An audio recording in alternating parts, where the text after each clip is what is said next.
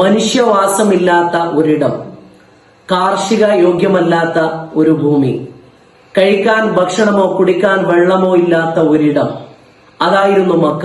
ആ മക്കയിലാണ് 4000 വർഷങ്ങൾക്കപ്പുറം ഭാര്യയെയും മകനെയും തനിച്ചാക്കിയിട്ട് തിരിച്ചു പോകാൻ അള്ളാഹുവിന്റെ കൽപ്പന വരുന്നത്.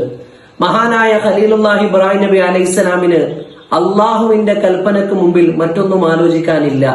പ്രിയപ്പെട്ട ഭാര്യയെ, കണ്ണിന്റെ കൃഷ്ണമണി പോലെ കൊണ്ടു നടക്കുന്ന പ്രിയപ്പെട്ട മകനെയും ആ മരുഭൂമിയിൽ തനിച്ചാക്കി ഇബ്രാഹിം നബി അലൈഹിസ്സലാം തിരിച്ചു പോരുകയാണ്. ഇബ്രാഹിം നബി അലൈഹിസ്സലാമിന്റെ ഉള്ളു വിങ്ങുന്നുണ്ടായിരുന്നു.